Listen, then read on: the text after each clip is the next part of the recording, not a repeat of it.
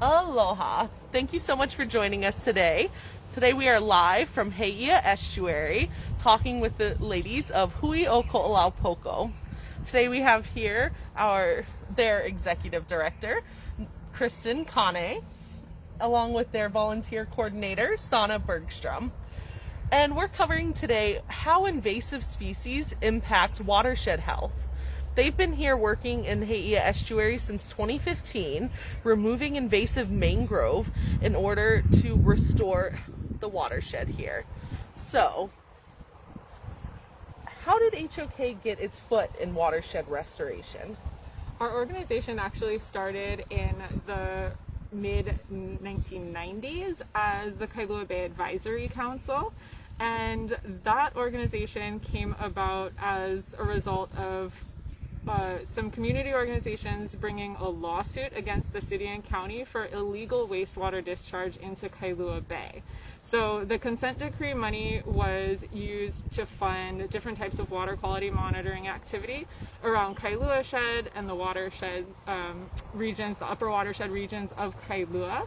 But as that money was spent, the board of directors didn't want to just fold and disappear. They wanted to expand the work and the efforts to all of the Koʻolaupoko region. So the board decided to incorporate and become a nonprofit, and we got our nonprofit status and became Hui o Koʻolaupoko in 2007. Very cool. What an interesting start to this beautiful work that you do here. And let's talk a little bit more about Heʻeia specifically and the watershed here.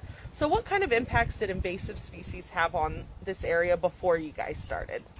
Right, so we've been working in this watershed since 2009, and we actually first started in the upper regions, the Mauka regions, on Papahanaukua'ola property, along with Huikumauliola, working on invasive species removal, mainly howlbush, along the stream channel and the riparian areas there.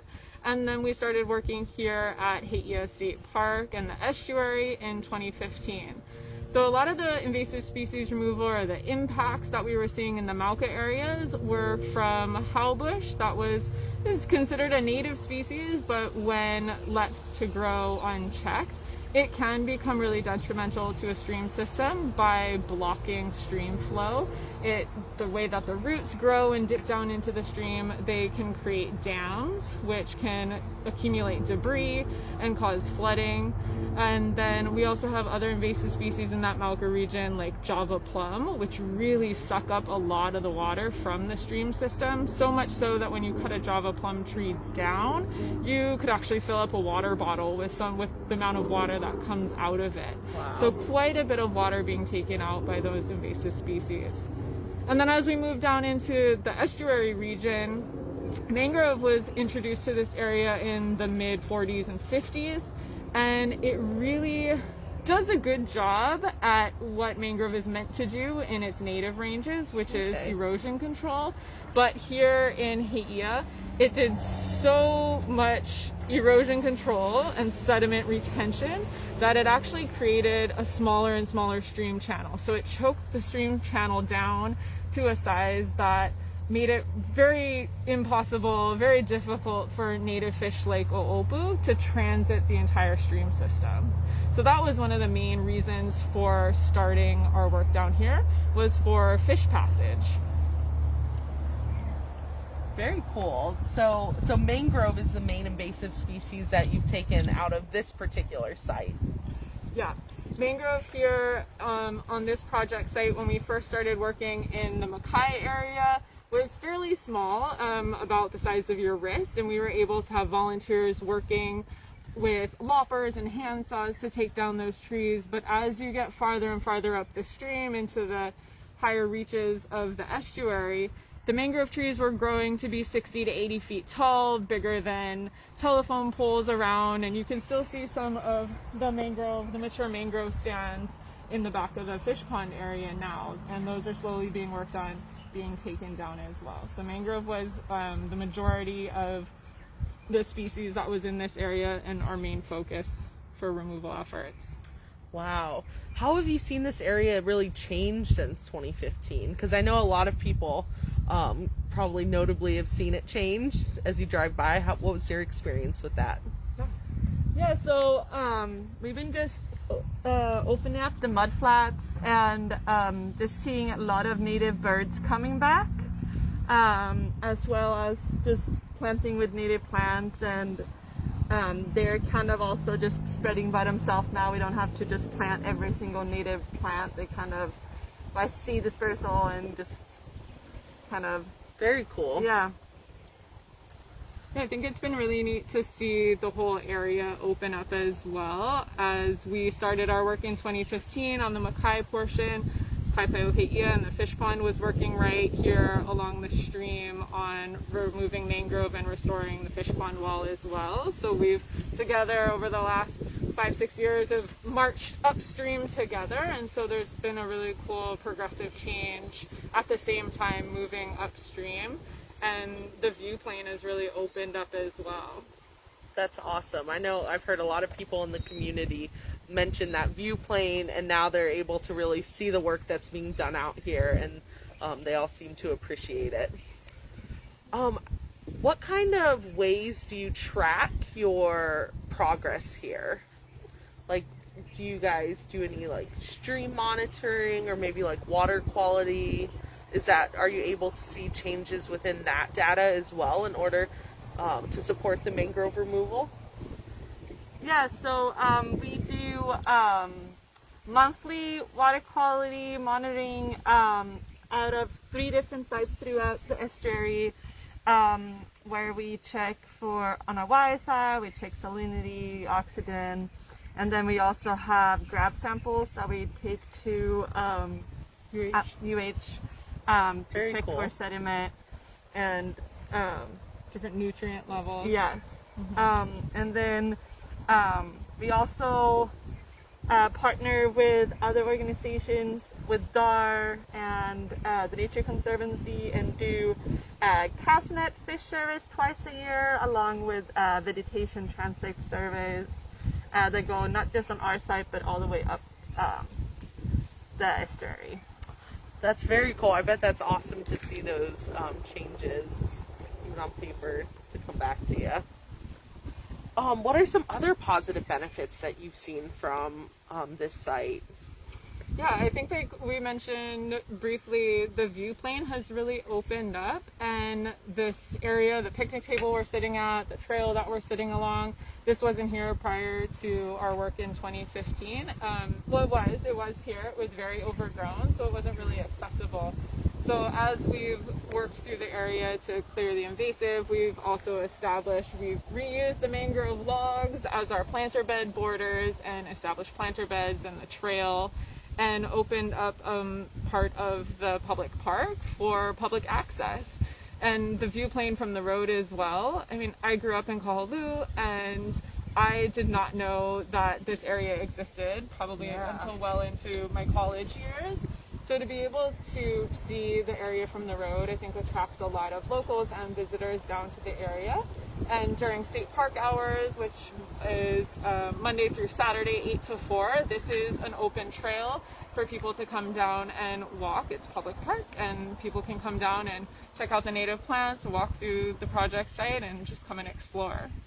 That's so cool. I think that's so important to have areas like these where people are able to come see native plants and, interact with things like that. Can you talk a little bit about the native plants that you do have here in the area? Yeah, we have over 30 different species of native plants here in the area.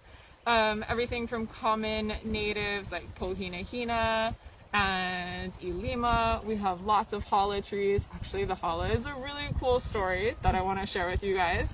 So right where we're sitting, there was one dead hala tree on this entire project site. That was the only native plant besides the big Milo trees that we detected on the site before we started our clearing work. And so that one dead hala tree kind of confirmed, okay, hala might have grown down here decently, so that's a species we can try. And as we cleared this area up and sunlight came down and hit the ground here, we had 140 hala seedlings pop up out of the soil right here. So we were able to harvest those, put them into pots, take them back to the nursery so that they could be protected and continue to grow. And we were able to bring those back and plant them out on the site. So all of the large hollow trees that we have on site now are the seeds from that original hollow tree.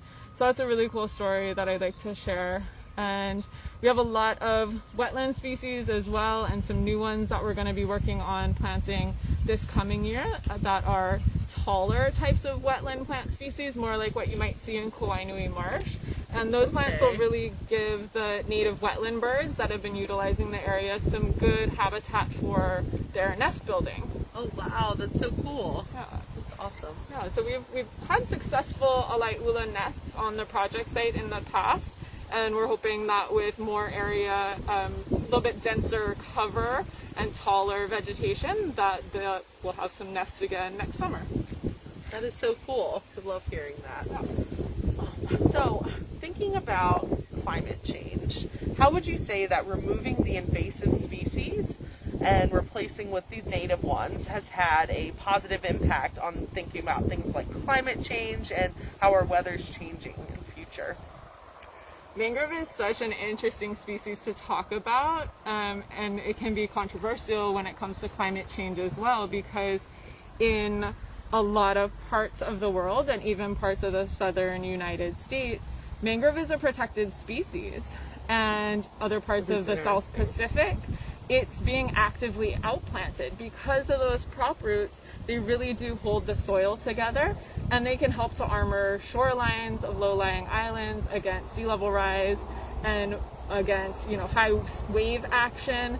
But Hawaii is pretty different in the fact that we've got these amazing archaeological sites and the fish ponds that are dry stack rock work. And so when you see mangrove come into the estuary areas, they really do start to take over and break down those fish ponds. So they're detrimental to the archaeological sites, but they also grow like giants here compared to how they grow in their native range. So in like Florida, big trees back there. I mean, those I don't know are if you 60 can to see 80 them. feet tall. They're bigger than telephone poles around. And we have folks that come from Florida and they're like, we're taking out mangrove? Like, I was born, we were raised to protect mangrove in the swamps. But when I said that's the same mangrove that grows in Florida, they're really amazed at how tall it grows here. We've got this beautiful 12-month growing cycle in Hawaii, and it grows so much larger, and it can create just monotypic stands. And it really does edge out all of the other native plant species, and it takes away a lot of habitat that the wetland birds and other aquatic native species would be using. So when we did open up areas and remove the mangrove, we saw a fairly instantaneous return of the Alaiʻula coming back into nest and forage. The Io come down. They typically like to nest up on a neighboring property in the taro patches, but they'll come down to forage at low tide. So we definitely see a lot more native species coming back into the area.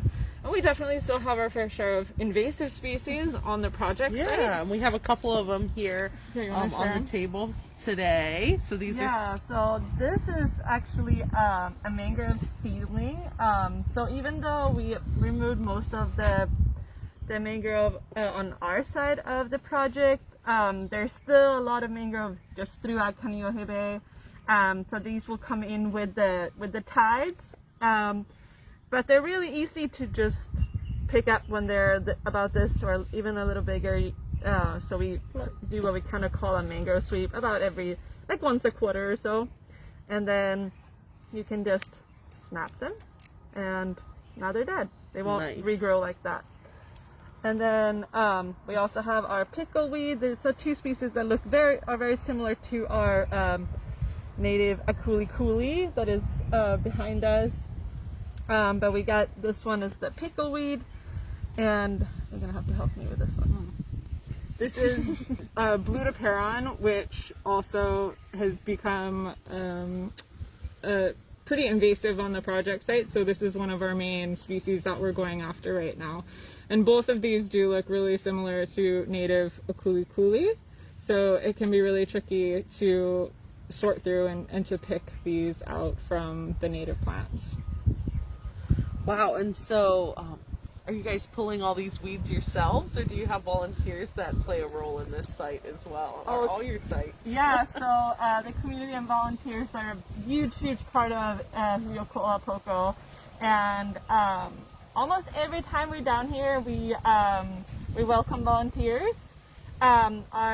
We have our big Saturday work days are on every third Saturday of the month here at Heʻeia. But if you look at our calendar at huihawaii.org, you can find our calendar, and that's where we put all our birthdays. Awesome. Yeah. Very cool. So yeah, plenty of work days for anyone that's interested in volunteering. You can also reach out to Sana at volunteer@huihawaii.org in order to sign up for a volunteer day. Well, thank you, ladies. Anything else you want to mention, or any other thoughts on watershed health? Yeah, I just want to add to the volunteer thing. This site is really amazing for young kids to come down. We've had 3-year-olds, 4 or 5-year-olds that come down to the project site.